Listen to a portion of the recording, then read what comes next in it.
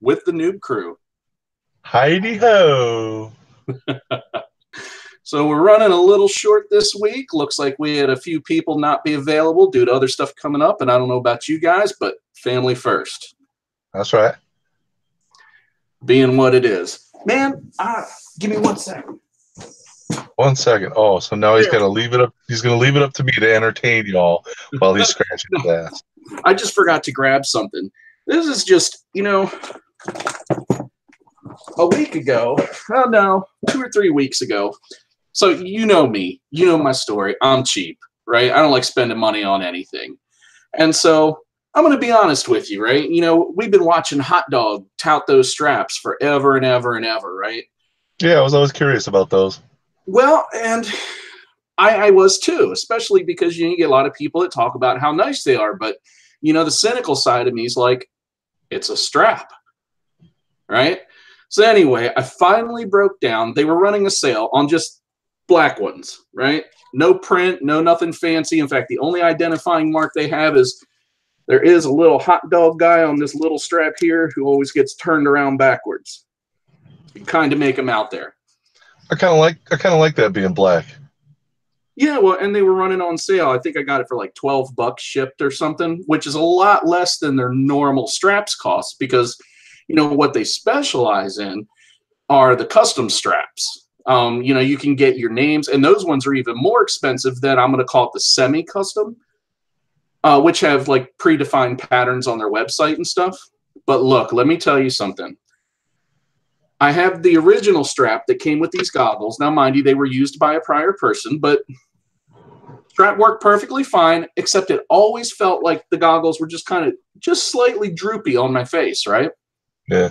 So I remembered in one of my quad boxes, I got a newbie drone strap. So I broke it out. Now it has all the same dimensions. It actually felt exactly the same as the strap that I pulled off of here.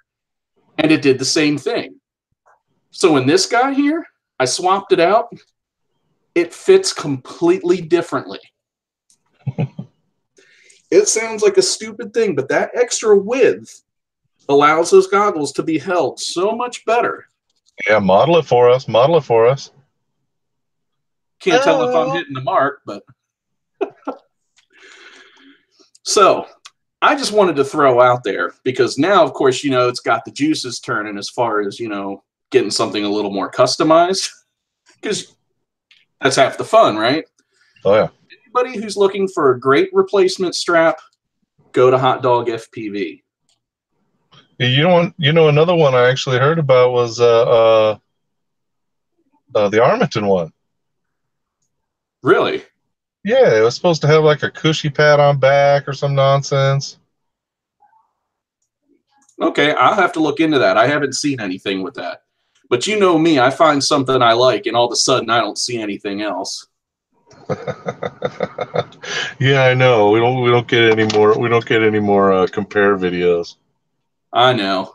It's because they cost money. The run cam though, like I was talking to you during the last one. I mean, I have fought hitting that buy button on it, but I don't think it's gonna be, especially considering that I have a couple Session 5s. I just don't think it's gonna be a good replacement. No.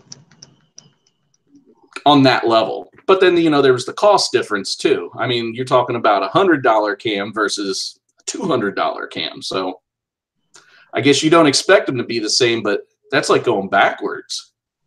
Hey, from what I hear, dude, the GoPro prices, they're already going up. Yeah, they have gone up on eBay because, I got a few of them for like $115 shipped. Yeah.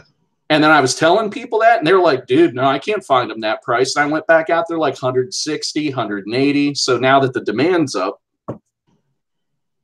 And what's funny, and while we don't have too many people watching, I'll say it, is I still see them in Walmart for $120 or whatever. But is it the Session 4s or no, the Session 5s? Really? Yeah. That's a really good price. As long as they have stock, they're going to be on the shelves. Well, I think it's a little. I think it's a little more than 120, but it's worth it. To be honest, though, I mean it's every bit worth $250. And at Walmart, you can get the protection plan where they'll give you your cash, break it. Which even at Best Buy, they still honor that. It's just that once they're out of stock, you have to use it towards your next one, which still, that's a nice discount. Yeah. Well, my first GoPro, I just got an email the other day. The expiration for my protection's coming up. So it's either pay another $40 and extend it, or break it, save up $200 and get a 6. I'm not sold on the size because there's also a weight difference. And I know that we don't pay close attention to weight, but if I fly without a GoPro versus flying with one, that 70 grams is noticeable. Oh, big time. So when you're going another 20, 25 over that, something just tells me that's going to be noticeable. And you can't wrap it up in TPU like you can the Session for protection. You know? Yeah, I seen Icky with his 6, and I seen Drib with his. It's got like that one little strap that goes over the center of it, and that's it. And from what I hear, it is not as durable.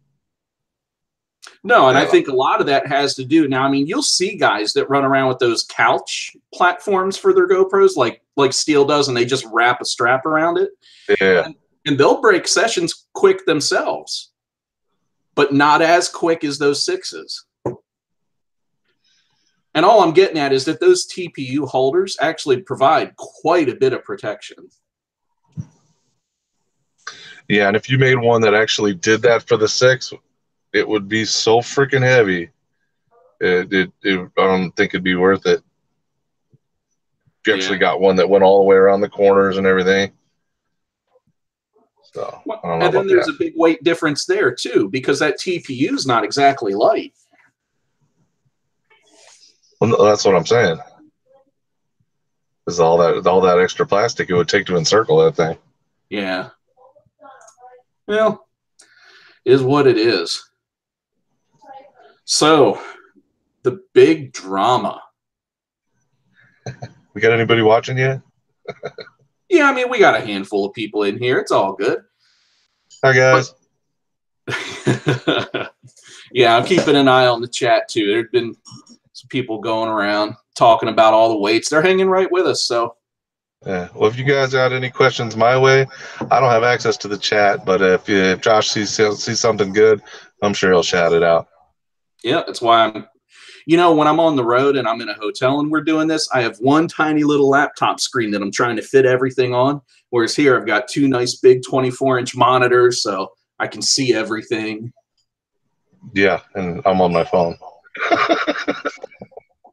I couldn't do that. To be honest, I could barely hear you. Oh, really? I have to keep my window rolled up next to me. Oh, like that. I got you. And the truck off. Oh, man. Yeah, the drama. So let's talk about this drama. Now, obviously, that was more of a last week topic because a lot of people have already thrown their own opinions. And I know everybody's been seeing all the can we get an update? Hold on. Sorry, I just saw something and want to make sure I'm not missing something. Oh, the only thing I see, the kid with the drone's asking, what's the best micro? And that is a loaded question if I ever heard one.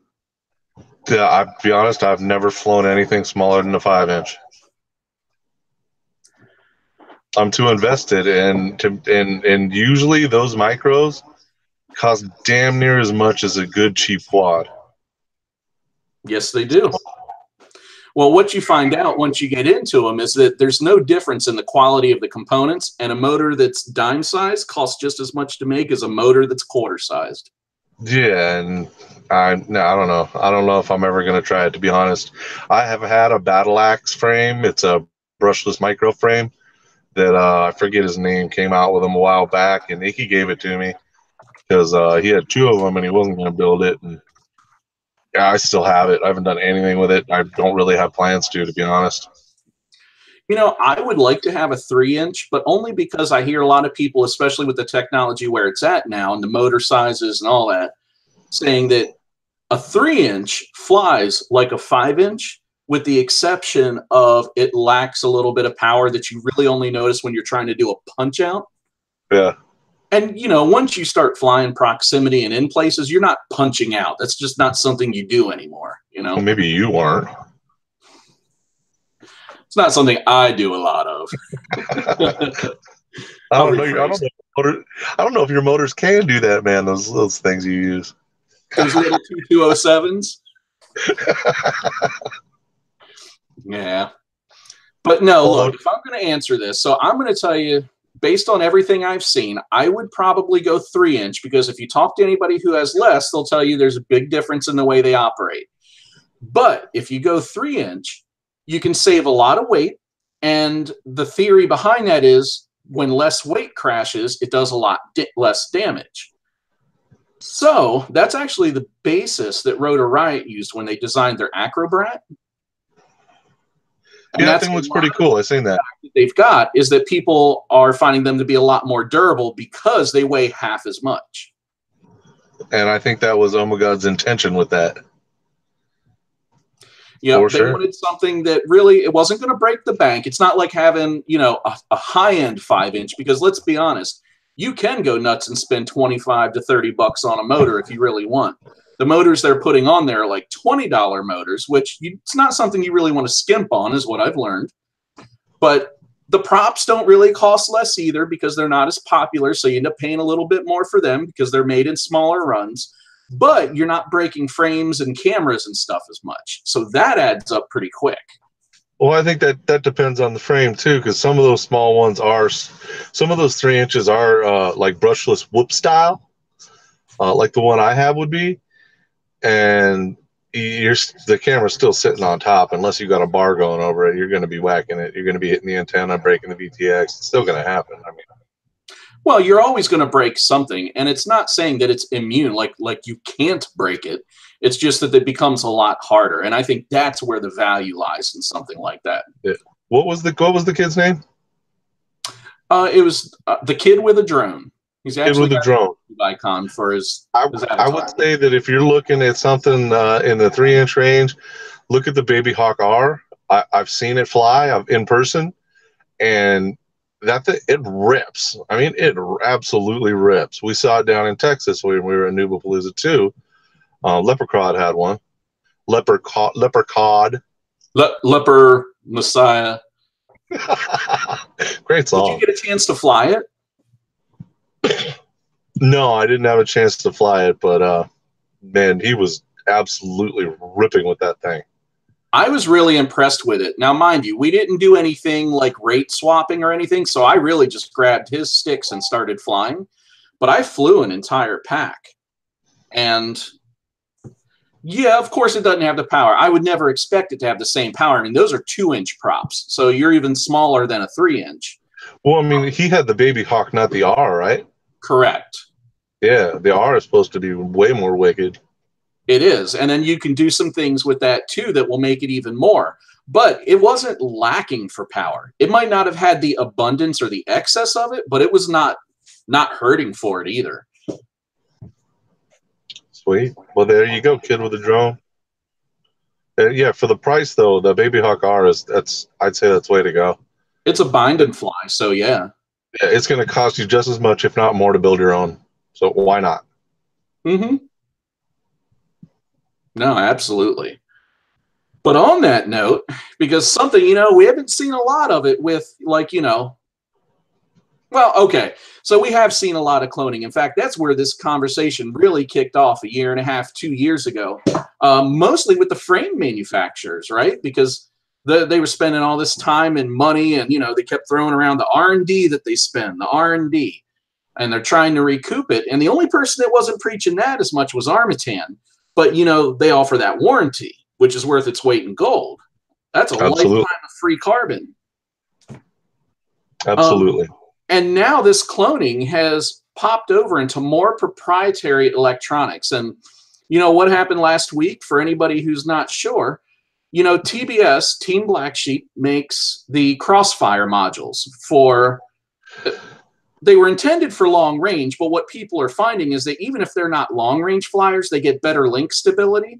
And they also get a big increase in latency, which really changes how they fly, because anybody who's flown more than 300, 400 yards away from themselves, you start to notice or really feel that disconnect in your quad, where you'll move the sticks and it takes a minute before the quad reacts, but it's also taking longer before that video signal gets back to you.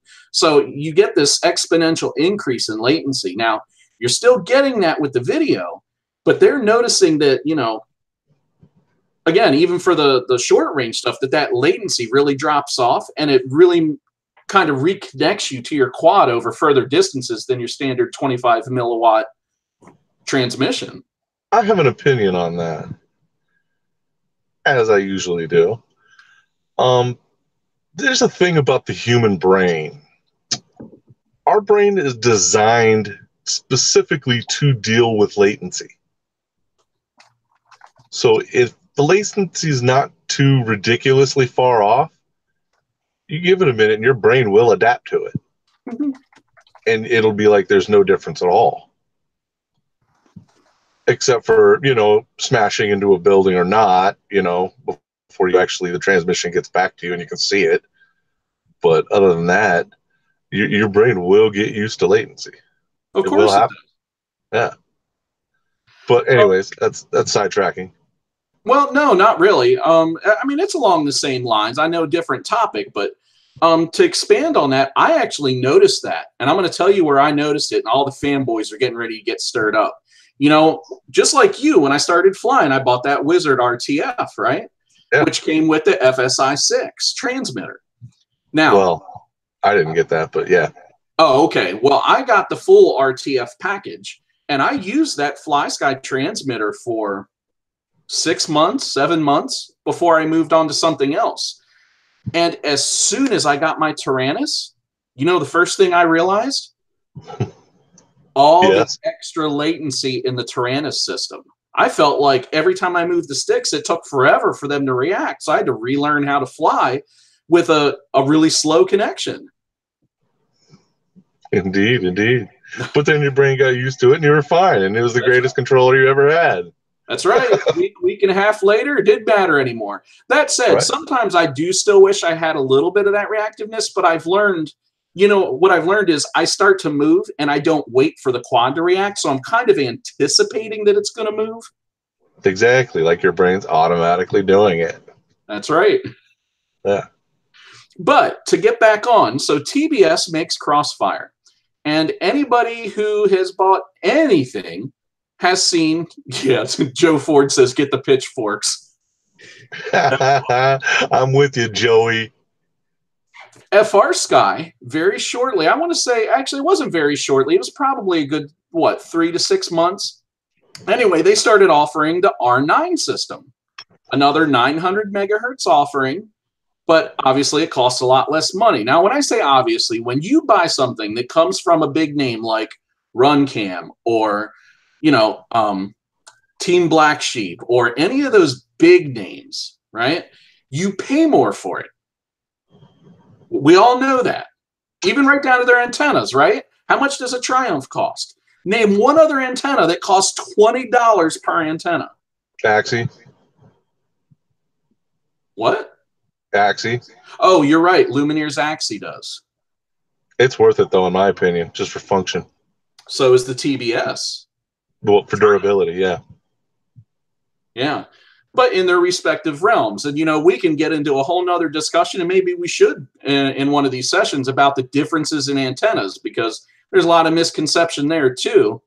I mean, I myself was misconceived for quite a while. But anyway, the long and short is, you got TBS, right? And they're selling two flavors, two versions of their Crossfire. They're selling the Crossfire Lite, which was for a long time capped at 100 milliwatts. And they were selling what they called their full range system, which would go up to 2 watts, I want to say.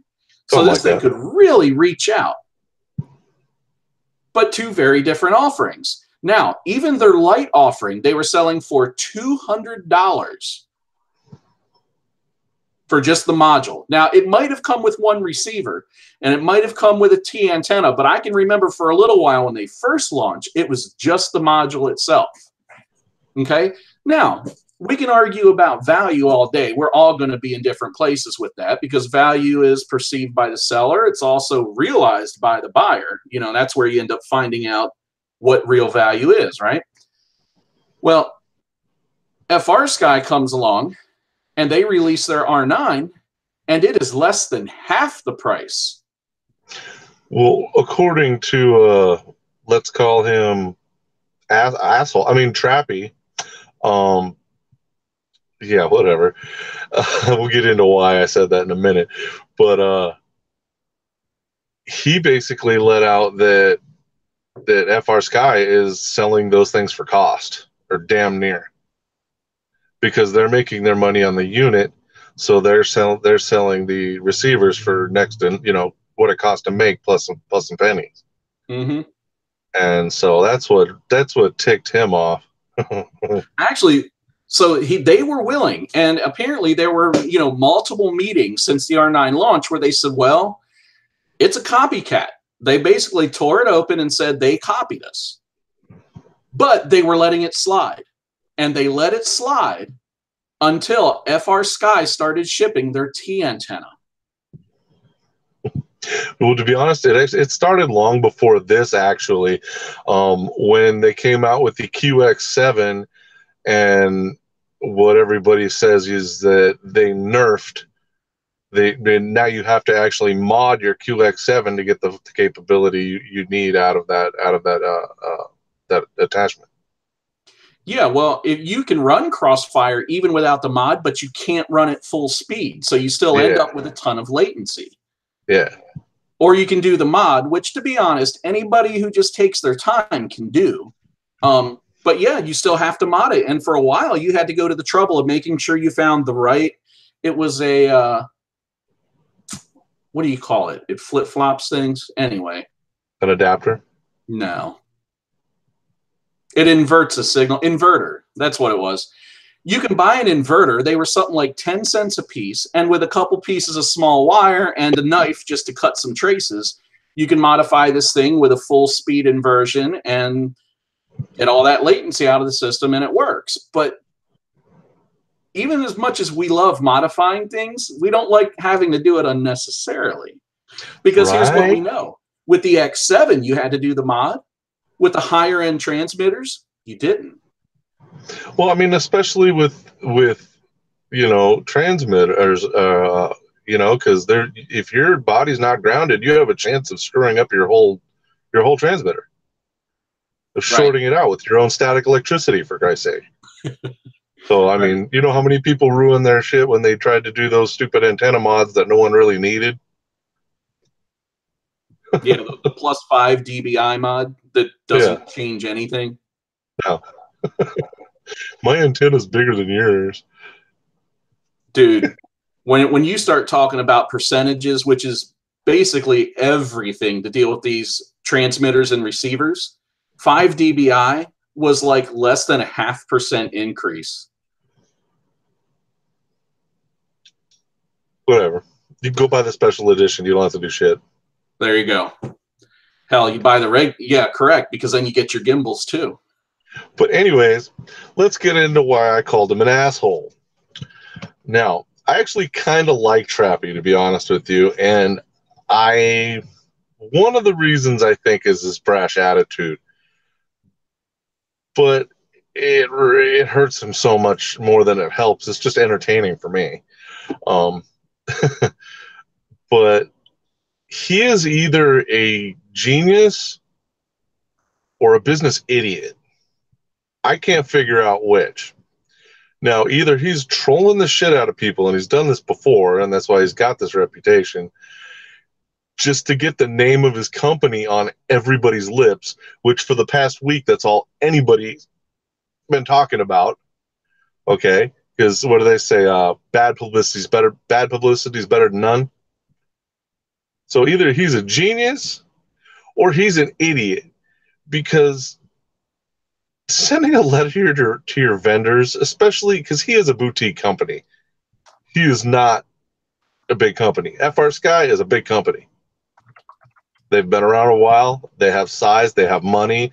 They have more lawyers than God, I'm sure. And for him to send that letter out to his vendors, which are his lifeblood, those vendors are why he's making money. Yeah, people buy stuff off his website, but I guarantee you the majority of his stuff is bought from vendors. And if I'm a vendor and you send me a letter like that, you know what I'm going to do? I'm going to do this. So that's actually where I was going, because I share, I think you're the same way. And on some levels, it's fun to watch. It's interesting to see. It gives you something to talk about, much like we're doing here. But at the end of the day, it does not impact my buying decisions at all. I have a feeling it will, though. Correct. The price war shall ensue. It affects my buying decisions because it takes certain things, again, being a cheap bastard, and it brings them down a notch. So, you know, when I saw that new Crossfire bundle where they give you like 5 receivers, the handful of antennas. All right. Well, hey, dude, while you're bringing that up, you might as well just bring the picture of it up, because that was number 7 or number 6. And I'll go ahead and take that one off, if you can do it like that. Yep. It just takes me a minute to get it up. And you only got to put it up for long enough for them to see, and then we can come back. Oh, okay. Well, it's fine. Where the heck is it? Like that when we get there. Oh, interesting. It doesn't see that as an application. Sorry, I actually opened these ahead of time, but I didn't open them the way it wanted me to open them. Can't just hit screen share or whatever? All right, so you said TBS. All right, there we go. Okay, so there's the micro bundle we were talking about. Now it comes with the light transmitter, which now, due to a firmware update and also due to the fact that a user out there figured out that the whole unit is capable of outputting a lot more power than that they let it output. He basically proved that it didn't have to be capped at 100, that it could run at the full 250 milliwatts. TBS came back and said, no, we weren't nerfing it. That doesn't make sense. The cost of the hardware is already there. At that point, it's only software. It's just that we didn't think that the whole system could keep up with putting up that much power without burning out, and we didn't want to push it out there and have, you know, bad products. So, you know, they never advertised it as 250 or anything. They always advertised it at 100 milliwatts. Anyway, so it recently just got a big upgrade. And then when you couple that with the fact that you get this handful of here you go. I got it right here for you, bro. I'll read out what it comes with. Okay. It's one, you know, the micro module with an Immortal T. It comes with 5 nano receivers with stock antennas and the wiring harnesses for all of them. It comes with 3 receiver Immortal Ts, 1 nano adapter. I have no idea what that is. And it comes with the QX7 mod. So basically what I was going to say about it is, you know, it's $200. If you're like me and you could care less about the drama, it's time to take advantage of the ensuing price war here. I mean, this is it, guys. It probably isn't going to get any cheaper than that. Right. Well, and that's exactly what happened to me when I looked, because, you know, when I look at the cost of the module, I wasn't completely turned off because I see the value in it. But then you had to buy an Immortal T by itself, and you had to buy receiver antennas, and then you had to buy the receivers, and the receivers were like $50 a piece. And I'm going, dude, I got at least 3 quads, 2 of which I would have to have one in, because I'm not one of these people that wants to be swapping stuff back and forth, right? Yeah. I'm either going to run it all or I'm not going to run it at all. And I'm just looking, and I'm like, man, it's just like buying Fat Shark goggles. Sure, we'll give you the goggles, and you got to buy everything else to make them work. Well, that's where it starts to sting. You know, people like me, we like to be all-inclusive. We like to know this is what we have to spend, and we're ready to go. Oh, just go get your damn own ways. No way. Own ways. Love these fly sites. Those ones came with their own. I mean, they have the built-in module. No, these take Fat Shark modules. Okay, yeah. So, but it doesn't have the module bay on the other side, which is fine because I wasn't going to buy a LaForge anyway. I was going to go True D. I am a LaForge fanboy, but I've never tried True D, so whatever. Well, and I know as for a fact I would never deny it just by all the actual tests that are out there that the LaForge is a better system, but I didn't want to have the extra wires running around, and it just didn't matter that much to me. But I have no problems with this True D. Yeah, I got LaForge when it was. I'm sure this is a few versions back, but I've never updated firmware, and to be honest, I don't feel the need to. It works fan-frickin-tastic. Yeah, there's a TBS on there just because that's what I had in the beginning, so I never swapped it, never felt the need to, and just got a little, immersion patch. And I've never felt the need to upgrade at all. Right. You're not modding my goggles. My goggles are good just the way they stand. Right. Now, I'm sure I could plug them in or however they do it. I know Bardwell has a video or something, and you can update the firmware and get all kinds of new fancy gadgets and stuff with it, and it works fine. Yeah, it's just like I want to say. What's that? Sorry, I apologize. I was like, I think you have LaForge version 2 or 3. I want to say 2. It's one of the earlier ones. I know that. I got that when I first started flying. So what's it been, a year and a half or more? Yeah. So. Yeah, but, and with the 3s and the 4s, there's minor hardware changes, but it's the firmware that really. Yeah, I know it's supposed to have better switching algorithms for the intent to go between the patch and the Omni and stuff like that. I haven't felt the need. I mean, it's just like my the firmware on my KISS FC. When I got it, I updated it to whatever the current was, and I thought, hey, this works great. And they've come out with new versions, but I don't care. My quad works great. Why am I going to screw with it? That's right. Joe Ford in the chat says that the OSD came on version 4, so it gives you a little bit more output right on the screen than the earlier versions did. But functionality-wise, I don't think you're missing anything. You just don't have all the nifty features. I figured they sped up the algorithms or whatever too to make the switching faster or slower or whatever, and most of that's going to be in the firmware, though. That's more in the programming than the hardware. But other than that, my OSD comes from my PDB, and I have full OSD. Most people would be annoyed by the amount of OSD that I have and use. I like having the information, and I don't really see it while I'm flying, so just the way I roll. Well, that's why I don't use telemetry in the Tyrannus, is because I have everything I need in my OSD. Yeah, I've never used it, and I used to just use the the Swift 2 OSD, but it kind of sucks, to be honest with you. It's not as accurate as it could be. Well, yeah, and by comparison, to have so now all the modern flight controllers come with OSD built into them, which has many more features in it.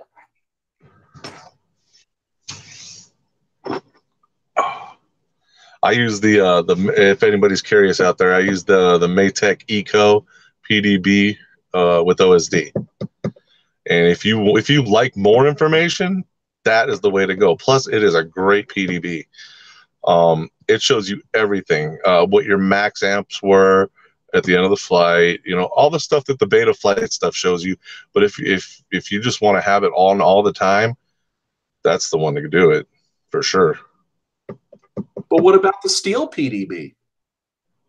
That piece of crap? Kidding me? But it runs 6S. Hey, believe me, if I had the cash at the moment, I would have got one of those. What are they called? The one for the reverb. Black something. I forget what it is. I'm sure somebody in the chat will shout it out. But it's money. I mean, and the thing has enough hardware on it to be another FC, for Christ's sake. Yeah. Yeah, I know. All that's to handle the fact that it is a PDB, but see, KISS doesn't have, how do I say it? I want to make sure I say it right. They don't have the native capability all built into one chip. So they do have an OSD chip, but they're mounting them on the PDBs instead of putting them on the flight controllers. Yeah. So that's why you have to have that extra circuitry there. Yeah.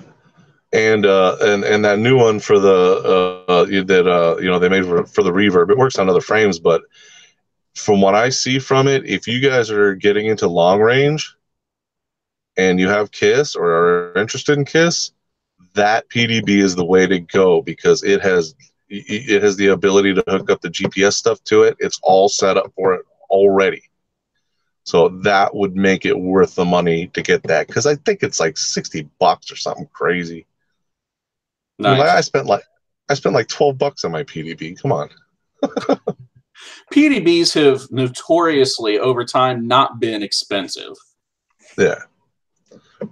But from what I understand, this thing has so many features. I don't think I would use half of them, and I think that's why I haven't really seriously looked at it yet. Because I think if I were to get into long range, I would definitely get one. Definitely. So when you configure your OSD, what sort of things are you looking at? My OSD is not configurable. That's why I say most people wouldn't like it. Gotcha. Because it pretty much shows everything. I mean, it doesn't have the line, like the horizon lines and all that stupid crap, but it has all your milliamps used, your amps, your current amp draw, flight time, I think, is in one corner. I don't know. I don't even look at it. And then, of course, your voltage.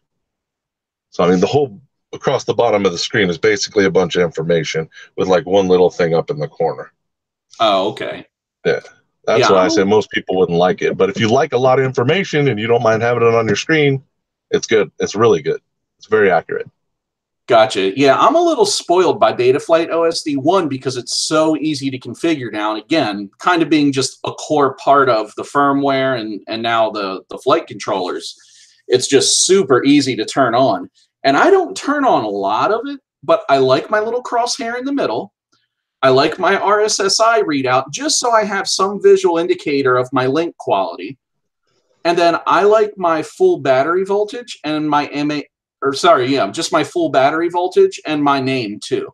And the reason I like my name up there isn't for myself, but I've been flying more and more with other people, and it's nice when you're kind of sitting and just riding along to be able to channel hop and figure out whose feed you're on. Yeah, plus they know who to yell at when you knock them out of the air. Every time. Of course, it's usually me because I'm going, plug it in, and then people go, oh shit, I can't see, and I go, my bad, and then I start running for the other side of the yard. Yeah, people, when somebody says plug it in, you're supposed to go a little slower and come a little lower to the ground and wait for a second before you start going crazy again. Hey, we're getting better at that. So, that's been one of the big hurdles, with the Della Squad. Yeah, just kidding. I didn't even throw that out there because not all of us are actually from Delaware. It's just such a small state. We actually have some people from surrounding states. But Mike says, poor Todd Ilgren. Yeah, because he destroyed that one. But look, that's been one of our biggest hurdles. And we've run into two things. So it must be a thing in the water around here where everybody's a royal cheap ass because these guys are all running like VTXs that still have dip switches. And, one of the common things was, well, what channel are you on? Well, hell if I know. And then the next time we met up, it was, well, I know what channel I'm on, but I can't change it. And now everybody's finally looking at getting something where they can change their channels and control things more. We're getting better. But we also had people like doing punch outs from tables. And then when someone else plugged in, it was raining quad parts. Raining a lot. They plugging in, we give it a 5 count. People get low to the ground. If anyone says they blacked out, we unplug. So we're getting better. It's that new Slayer song. You heard it before? Raining quad parts. Yeah. But that's just part of the game. It's kind of how it goes. And even the experienced guys, once in a while, who always fly with other people, will mess up. Oh yeah. What I'm slowly working us to, my goal is to get it whereas before we have a meetup, we figure out who's going to be on what channels, and people put all their quads on that channel before we ever show up that day. But baby steps.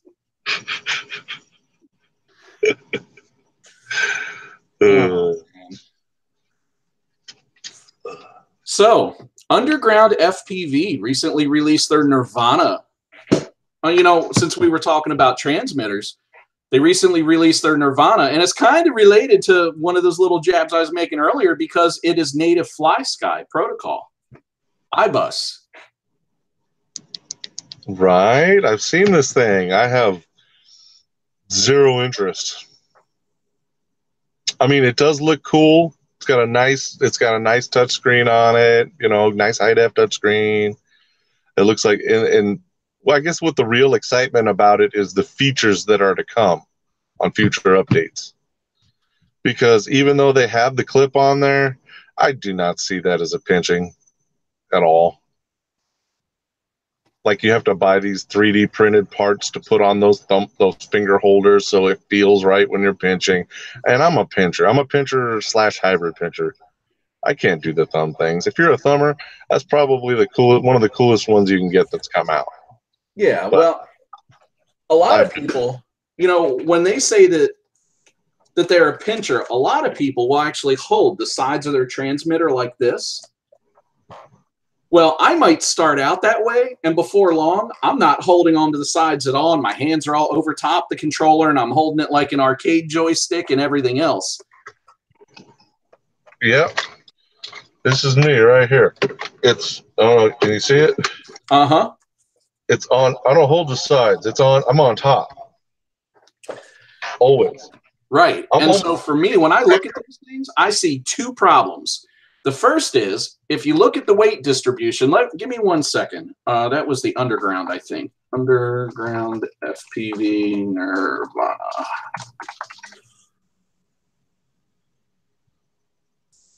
The Dark Knight Radio. That was their code name, the Dark Knight.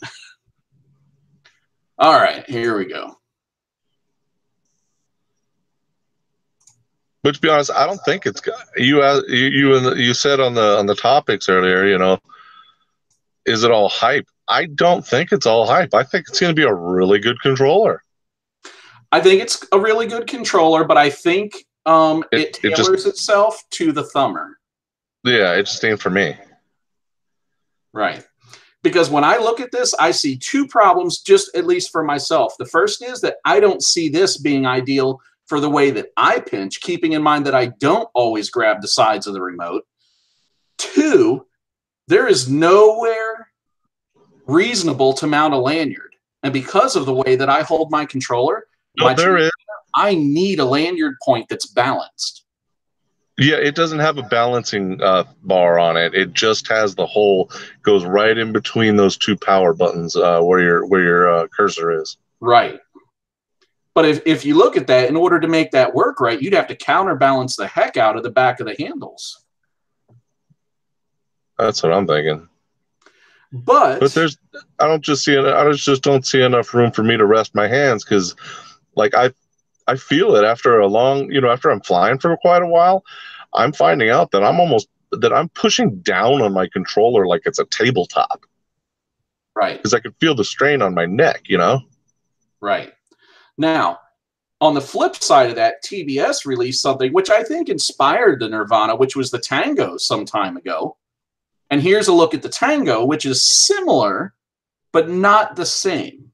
Yeah, I don't think that thing ever worked out that great for anybody. I know, oh God, who was it? Was it Maddie that used those? Like one professional used them. Well, Snake still has one too. Okay, I think it was Maddie. I could definitely be mistaken. You know, I think a handful of those guys had these, and they might have even been given them, you know, for testing by TBS. Yeah. But I could see this format working a little better for a pincher. The big thing here is, unless they come with really high-quality gimbals, these gimbals don't look changeable to me. Well, I'm sure they're changeable. It's just a matter of the standard size fits into that thing or not. Well, and that's actually what I meant with standard size gimbals, because you know, now that you have those M7 and M9 Hall gimbals, which, you know, when you talk about the M7 or the 9, it's for the QX7 or the, what was the bigger, the transmitter, Tyrannus XD9. It's just to fit either one of those. Well, and that Nirvana one, the Nirvana does come with Hall sensor gimbals with the good bearings and everything. Right. But what I don't like about them, and you might put it on a side view if you got a side view. It's as close as I can get. Let me find. Yeah. There was somebody put a video out that talked about this. I think it was Bob Ruge. And the gimbals, the pivot point of the gimbal is actually really, really high in the controller. And QX7 and the XD9, the pivot point's really low in the controller, and it just feels a lot better to most people, I think. Right.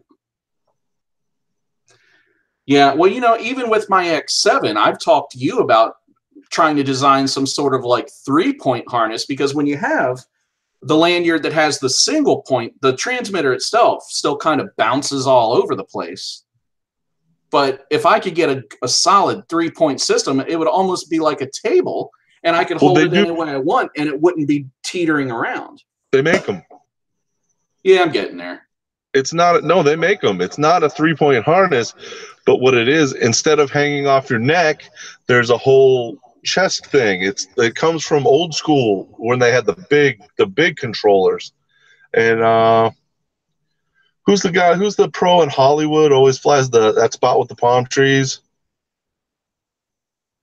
I thought that was Kebab. He's one of the big guys.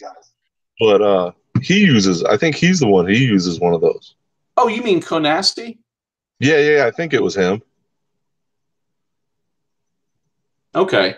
Yeah, and I've looked at those. The only thing is that the ones that are worthwhile, you know, they're a little durable, but they're also generic enough fitting to fit most transmitters. They're pricey. They're more than a transmitter. Well, which is why I'm playing with plastic hooks, just trying to devise a 3-point latching system, which is enough. Because I don't know about you, but when I put my transmitter away, I don't take this thing off. I throw my gimbal guard on, and then this also becomes a means to hold my gimbal guard on. I just give it a wrap. Yeah. Hey, show your clip. Show everybody your little clip. The actual clip for the strap. That is what I need. I believe that's a bull clip, right? Yes. Yeah, that is the way to go. When it hangs. Because I got, you know, when Space One was doing those the free neck straps, right? I grabbed one up. Well, I don't know how well you can see, but it's got one of these. Where is it? It's got one of these on it, right?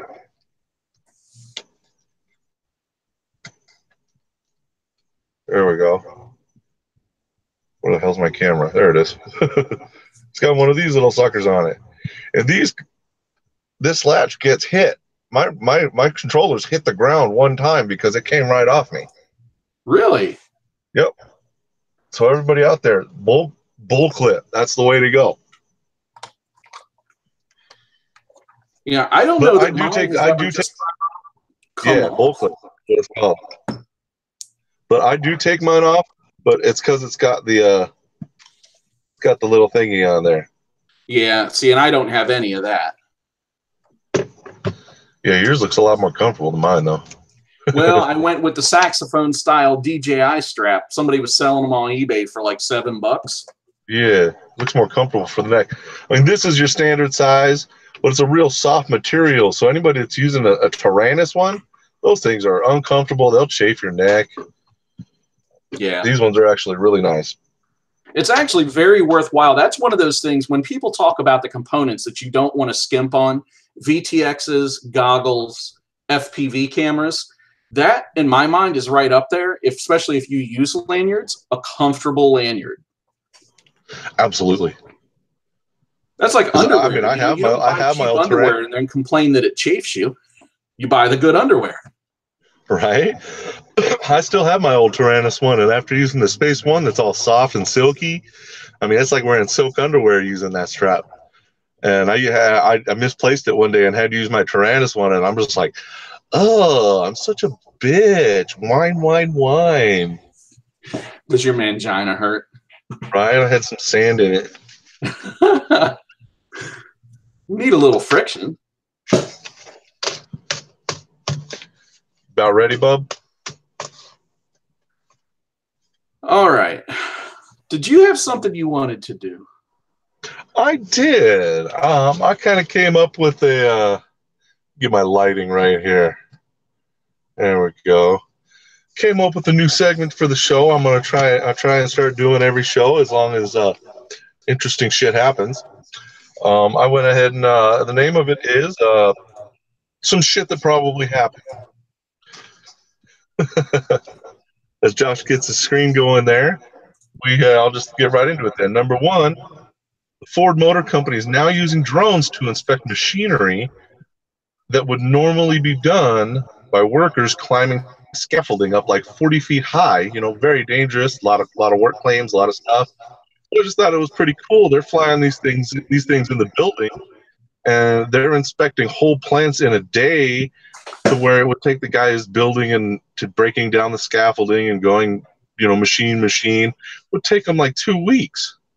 So I just thought that was pretty darn cool. And I also heard that a Ford spokesperson might have been quoted saying, because Ford is all about safety and getting rid of useless employees.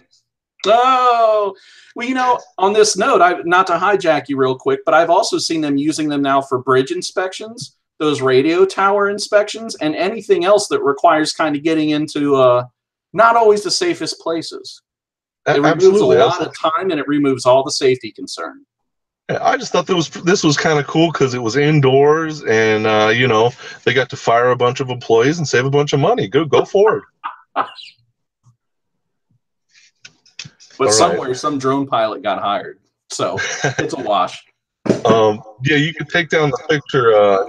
It's just as long as they have enough to see it, and then we can get back to us talking. All right, this brings us to number 2. I was waiting to see when you would put it up because I did not have a picture for it. Just a tip. I think we've seen enough of this one. We can get back to us. As of December 1st of this year, drones are now legal in India. They were apparently completely illegal before. Although registration will be required. Win some, you lose some. So as the rest of the world embraces unmanned flight, as the FAA tries to smother us with a fluffy pillow and whispers in our ear, everything's going to be okay. Oh. Which reminds me, Chuck, you've also sent a couple items out talking about people signing petitions and just becoming educated to what Congress is doing and talking about. Absolutely. I'm not going to get into it here. There's plenty of documentation on the FPV Noobtube channel and been shared all over the Beers Bros and FPV and Road to Riot. You guys that aren't aware, you need to get aware. You guys that aren't active need to get active, and everybody needs to start getting on the bandwagon with being a voice. Absolutely. If you guys want to sign that petition, it's only good for 30 days, so we got to get signatures on there, and not enough people have been signing it. I've been watching it. It's pinned up at the top. It's the pinned post on the FPV YouTube Facebook page. We need 100,000 signatures, and last I checked 2 days ago or so, we had 5,500. So there's a lot of ground to cover. Yeah, and when I put it up, when Road to Riot shared it, and I took it and I put it up, it had about 1,500. So, I mean, we got a long ways to go. Get people you don't know to sign the damn thing. Okay. All right. Please get off that picture. Thank you. Number 3. Just something a little cooler than the last one. I was really stoked on seeing this, actually. It's not a quad for sure, but it's definitely pretty cool. The U.S. military has made the first transatlantic flight ever made with a drone. Wow. Yeah, Amelia Earhart is rolling over in her grave. The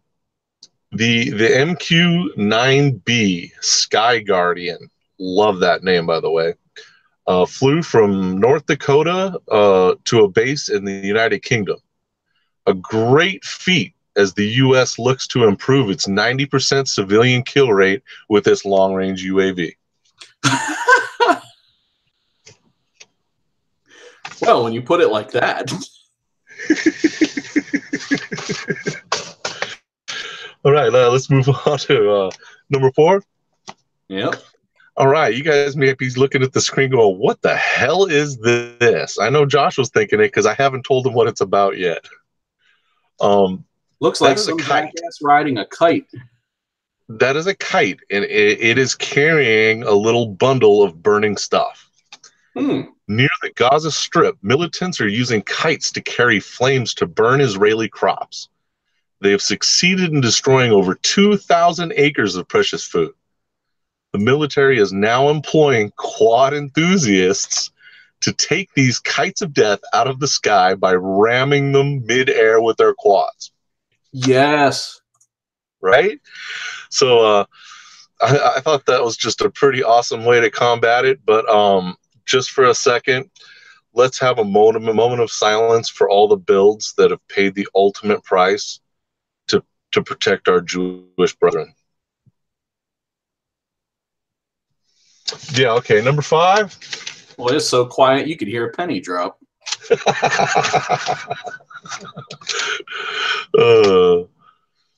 Now this thing is probably the coolest thing I've seen.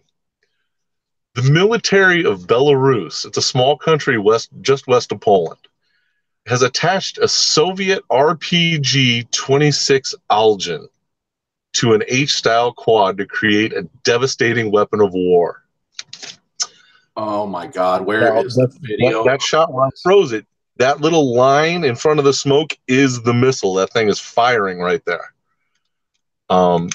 When asked why they thought this was necessary, one official might have said, well, what's the use of blowing shit up if you can't do an inverted yaw spin when you're done? And here I thought my Roman candles were a neat trick. Right? Is that thing bitching or what? They also had one, it was a much bigger one. It actually had 2 of them on it. And those things have like a 250-meter range on their own. And you add several kilometers to that. You can skip that one. You add several kilometers to that for the RPG because it's on the drone. And it is all FPV. Now, this bad-looking baby right here, I found on GetFPV today. This is the Fat Shark HD2 Terminator Edition. Because Fat Shark finally got sick of everyone yelling at them, so they finally released it again. It features that famous 50-degree field of view, an upgraded DVR, about fucking time, and a sleek new look. It's up for pre-sale right now for $400. So surprisingly, I thought, because I knew it was, most people knew it was going to come out again because the rumors have been flying, that it was going to be $500 like every brand new Fat Shark goggle they come out with. But with $400, that's a little more reasonable. So y'all can quit your bitching and go get one while they're hot. Now, what was the field of view on that?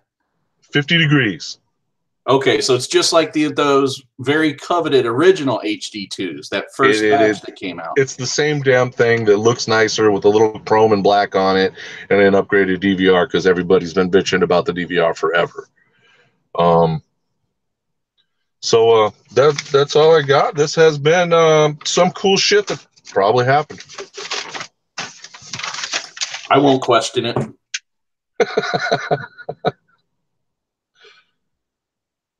Yes, I've been waiting for that. I haven't done anything with it yet. It was just that when we went to Oshkosh a few weeks ago, because we don't have a Duluth trading around here. We passed right by one, so of course I about broke everyone's neck whipping the car around. You're just like, underwear, bitches! Yes, and the store is cool, but let me tell you, high prices. I bet, but is it worth it? Well, I don't know because I didn't buy anything. Oh, you cheap bastard. You know me. Right? Oh, yeah. I'm going to go ahead and share this. Let me see. Where's my screen share again? Joe Ford sent this. He was saying it's like those old, I forget what he said. It's like a table transmit or transmitter tables, what they call them. Yeah, I've seen those. And again, when you look and they're 200, 250 bucks just for the table, I'm like, no, sorry. I'll just hold it. Yeah, it looks ridiculously heavy to hang around your neck too. Well, and I think that's part of why a lot of these will use a chest rig. Yeah, okay. So, I mean, that would be cool, but I ain't spending the money on it. I'm going to build another quad. no, the little bit of weeble wobble that I get is not that detrimental to me. Yep. My worst thing with mine, and I know I can fix it, I'm just lazy, is all hell, is the balance bar. It spins. Oh, does it? It spins. And it spins way too freely. And I'm sure they do that because the on and off button is directly underneath where it sits.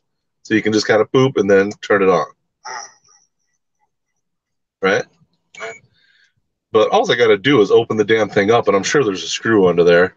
Because every time I'm wearing it, it goes bloom. See, mine doesn't spin. That's because you're fancy. They call me Mr. Fancy Pants. Mr. Fancy Pants. Okay. Mike Night Train just asked a really interesting question. He has a friend that wants to get into the hobby but can't hold a radio. Now, I'm assuming this has more to do with a disability of some sort. And I don't even know what to begin to offer, except he's going to have to get good at setting it in his lap. Hopefully, he does have use of both of his hands. But on one of IB Crazy's, Vast Video Systems owner, makes all the best, or not all the best, but I'm going to say one of the most prominent, best antenna makers around the world. I noticed that there was a guy at the Flight Fest or whatever it was that was just going on. The guy only had one hand. He'd set this in his lap or on his lanyard, and he controlled both gimbals with one hand. Yeah. He's been on Rotor Riot a couple times. Yeah. And he flies great. Yeah, he's actually really good. He was actually last featured on what's it called, that freestyle thing, the Rampage. Oh, was he? Yeah, he was at Rampage and he was featured on the video. And he had been on one previously, and I believe one of the guys actually gave him a quad. Man, let me tell you. Speaking of Rampage, I really wanted to go. It was, I want to say, 6 hours or 7 hour drive from where I was. I just couldn't swing it with the fam because I'm gone all week normally. Jeremy, I guess, went. But yeah, I didn't hear anything. On Noobapalooza. Yeah, I know, right? That's Reaper. Right, calling you out. Freaking Reaper. But Mike, as far as your friend goes, I would say just have them sit down, use a Tyrannus or a XT9 or a QX7 and set it on their lap and just see how it goes.